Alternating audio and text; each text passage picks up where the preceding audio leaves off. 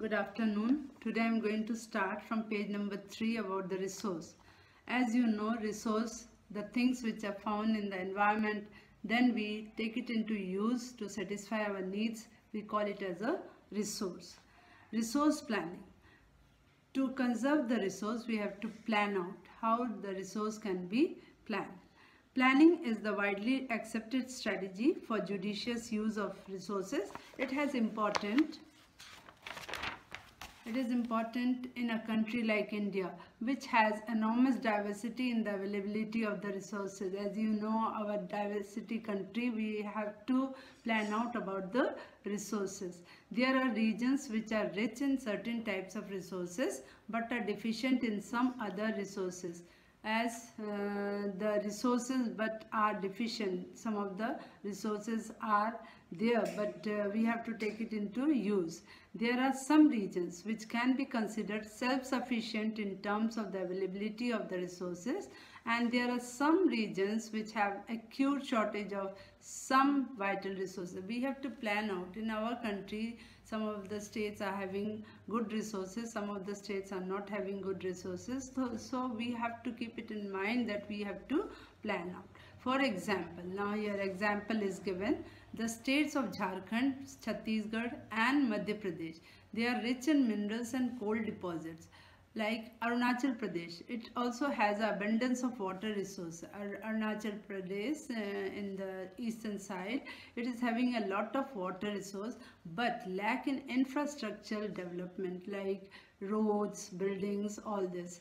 The state of Rajasthan, it is also very well endowed with the solar and wind energy. If you will go to Rajasthan, you will see enormous solar energy is there and wind energy is there, but lack in water resources. It is not having such water resources. The cold desert of Ladakh, as you know, in the north, the cold desert of Ladakh is relatively isolated from rest of the country. It is totally separated. It has been rich cultural heritage, but it is deficient in water. It is lack of water. Infrastructure, not only water, infrastructure and some other vital minerals. This calls for balanced resource planning at the national, state, regional and local level. So we have to plan out all these resources. Now the next paragraph, resource planning in India, how we taken under the planning.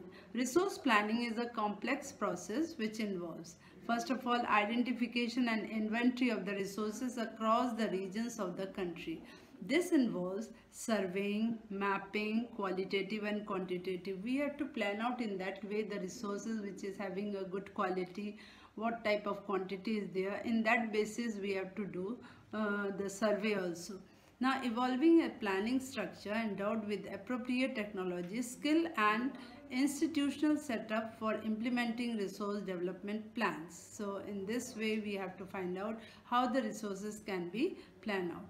Matching the resource development plans with overall national development plans. India has made a concentrated efforts for achieving the goals of resources planning right from the first 5-year plan. Now resources planning being started in our India from the first 5-year plan launched after the independence, and thereafter the independence this planning being started. Now the availability of the resources is a necessary condition for the development of any region. We have to plan out. It is very important to plan out for the development of any region. But mere availability of the resources in the absence of the corresponding changes in the technology and institution may hinder development. There are many regions in our country that are rich in resources, but these are included in the economically backward region. Now some of the states are very rich in resources, but those regions are very backward. On the contrary, there are some regions which have a poor resource base but they are economically developed. Now here it is totally opposite. Some of the regions are there where the resources are less but they are totally developed in a economy. Can you name some resources rich but economically backward regions and some resource poor but economically developed regions give reasons for such a you have to find out which region is having a less resource and which region is having a more resource. The history of colonization. The history of colonization, you know the meaning. The Britishers, when they came, reveals that rich resources in colonies were the main attraction for the foreign invaders. Those days, the foreign invaders, they used to come, and they were more attracted with those regions where there was a number of resources. It was primarily the higher level of the technological development of the colonizing countries that helped them to exploit resources of other regions and establish their supremacy over the colonies. So those days the colonies, some of the colonies were very rich in the resources. Therefore, resources can contribute to development only when they are accompanied by the appropriate technological development and institutional changes. Now we have to find out how the resource planning those days they were done. India has experienced all this in different phases of colonization. India has already experienced those colonization period, colonization time, how the resources were available. Therefore, in India, development in general and resources development in particular does not only involve and the availability of the resources, but also the technology, quality of the human resources, and the historical experiences of the people. So in this plan out the resource planning, those days how colonial people they came, the invaders they used to come, and they used to take those resources from one place to another. Conservation of resources. After planning, now how to conserve, how to save the resources. Resources are vital for any development activity. It is very important, it is very necessary for the development of a country. How resources are very important. But irrational consumption and overutilization of the resources may lead to socio-economic and environmental problems. Sometimes it creates a socio-economic and sometimes environmental problems also it creates. To overcome these problems, resource conservation at various levels is very important. Conservation time, we have to see how resources can be conserved.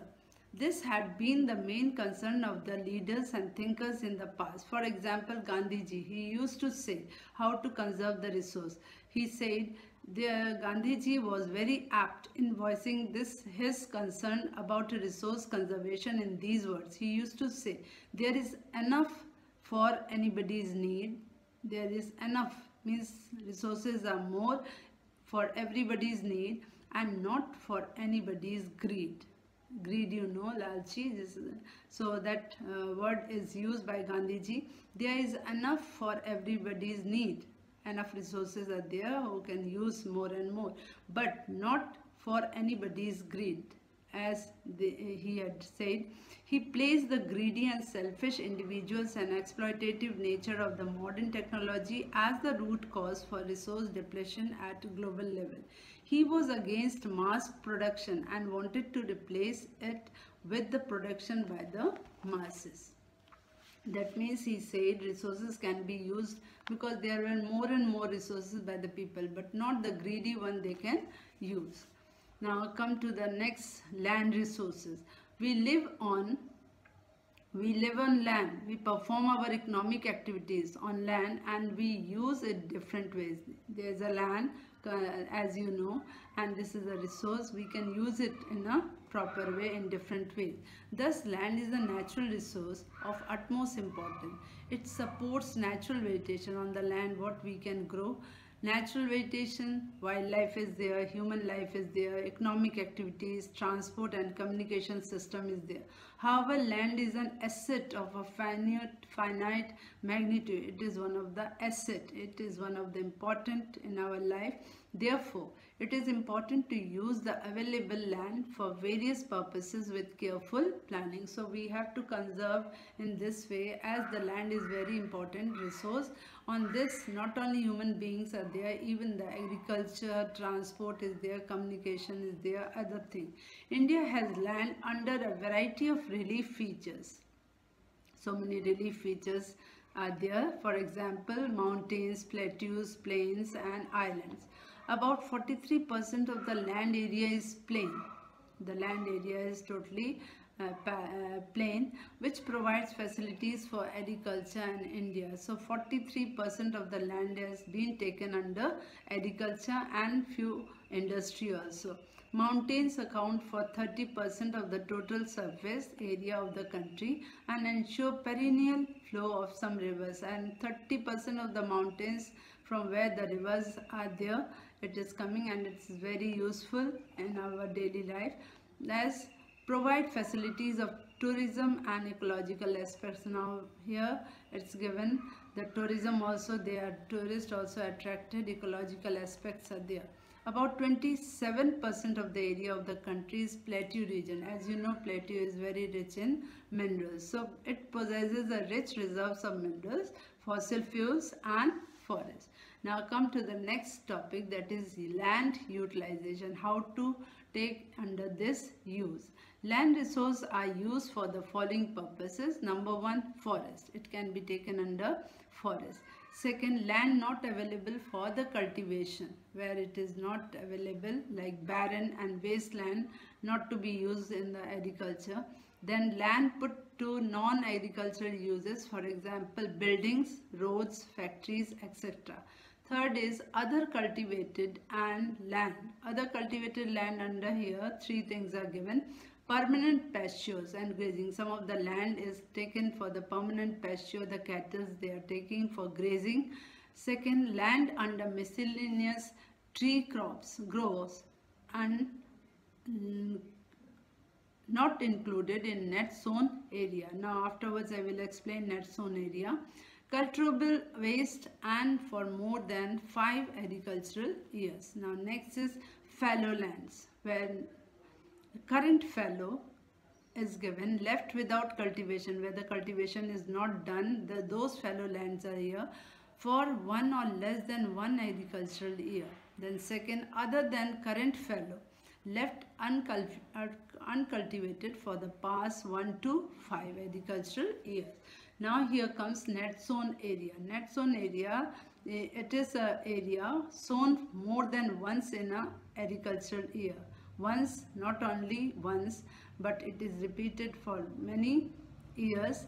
Plus net zone area is known as gross, and the portion, the land which is already cultivated, that is net zone area. Now land use pattern in India. How the pattern of the land is used in India, here it's given. The use of the land is determined both by physical factors such as topography, climate, soil types, as well as human factors such as population density, technologically capability, and culture and tradition, etc. So we have to find out how land use pattern in India is, how they are using. The pattern is given here. Total geographical area of India is 3.28 million square kilometer land use data. Now here the total area which is used, that is 3.28 million square kilometer. However, is available only for 93% of the total area, because the land use reporting for most of the northeast states except Assam has not been done fully. Here the land use pattern is not done. Other states it has been done. Moreover, some areas of Jammu and Kashmir occupied by Pakistan and China have also not been surveyed. Some of the portion of the country, even the Pakistan, here it's written Pakistan and China, they have not been taken as use of land in a pattern. The land under permanent pasture.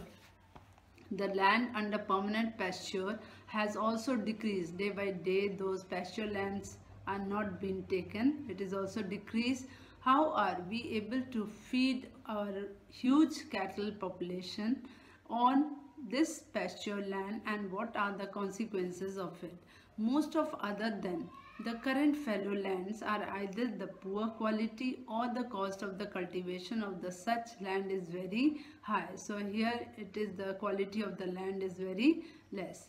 These lands are cultivated once or twice in about 2 to 3 years, and if these are included in net sown area, then the percentage of net sown area is in India comes to about 54% of the total reporting. So here it's given how the land use, some of the land is used and different pattern. The pattern of the net sown area, as you know, net sown area varies greatly from one state to another. This net sown area, which is already taken under cultivation, it is used in a different ways in different states. It is over 80% of the total area in Punjab. It is also over 80% of the total area in Punjab and Haryana, and less than 10% in Arunachal Pradesh, Mizoram, Manipur and Andaman Nicobar Islands. Here the land use pattern has been taken less in place of here Punjab and Haryana. Punjab and Haryana, it had been taken a more land use pattern. Forest area in the country is far lower than desired, 33% of the geographical area, as it was outlined in the National Forest Policy. You have to underline National Forest Policy started in 1952. It was considered essential for maintenance of the ecological balance. So that time it has been, this policy been started just to maintain the ecological balance.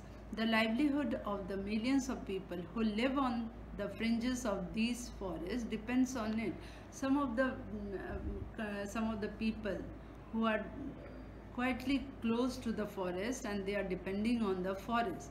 A part of the land is termed as wasteland and land put to other non-agricultural uses.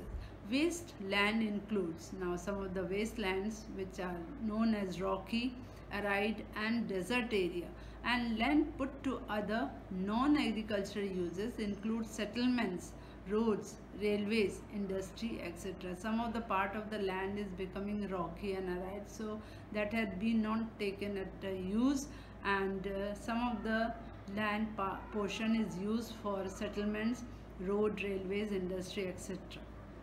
Continuous use of land over a long period of time without taking appropriate measures to conserve and manage it has resulted in land degradation. Continuous use of land, if you will do, then what will happen? It will degrade the quality of the soil. This is in turn has serious repercussion on society and environment. It will affect on the society and it will affect on the environment. Now land degradation and conservation. After this planning and use, now come to the next heading, land degradation, where land is degraded and conservation measures being taken. How to conserve the land? We have shared our land with the past generation and will have to do so with the future generation. 95% of the basic needs, here it is given, 95% are basic needs for food, shelter and clothing are obtained from the land. Most of the part of the land had been taken under use in our daily life.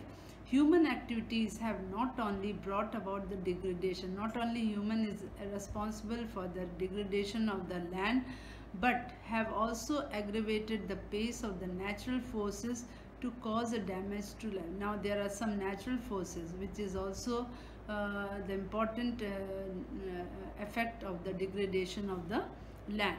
At present there are about 130 million hectares of the degraded land in India. Near about, here it is given, the land degraded portion can be seen about 130 million hectares.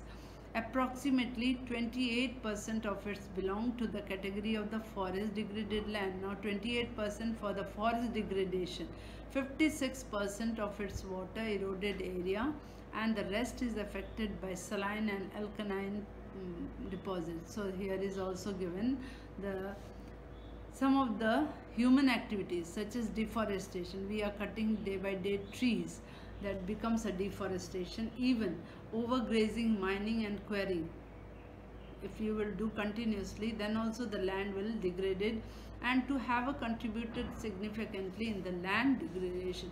Mining sites, from where you can take out the minerals, mining sites are abandoned after excavation work is complete, leaving deep scars and traces. If you will do continuously the mining, what will happen? The deep scars will be there and the traces of overburdening. Some of the effect will be seen after mining. In states like Jharkhand, if you will go to Jharkhand and Chhattisgarh, Madhya Pradesh and Odisha, deforestation due to mining have caused severe land degradation. You will see Jharkhand, Chhattisgarh, Madhya Pradesh, yet these states are very rich in minerals. But nowadays it is becoming a very severe land degradation. In states like Gujarat, Rajasthan, Madhya Pradesh and Maharashtra, overgrazing is one of the main reasons for land degradation. Madhya Pradesh, if you will go, Maharashtra and Gujarat, Rajasthan, you will see that resources, the main land degradation in these states. In the states like Punjab and Haryana, Western Uttar Pradesh, over irrigation, those states are taken under more and more irrigation, which is responsible for the land degradation due to the water logging, leading to increase in salinity and alkalinity in the soil. The mineral possesses like grinding of limestone for cement industry and for calcite and soapstone for ceramic industry generate huge quantity of dust in the atmosphere.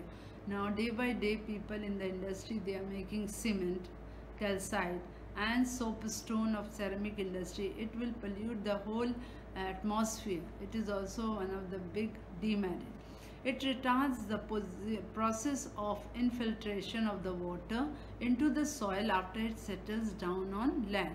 In recent years, industrial effluents as waste have become a major source of land and water pollution in many parts of the country. As you know, some of the industries, day by day, their waste products which has been thrown, it is also becoming one of the land degradation, land pollution. Now there are many ways to solve the problems of land degradation. Now you will read how these land degradation can be solved. Now for example, here is given afforestation and proper management of grazing. Grazing can be done in a proper way, can help to some extent. Then planting of shelter belts in a row wise.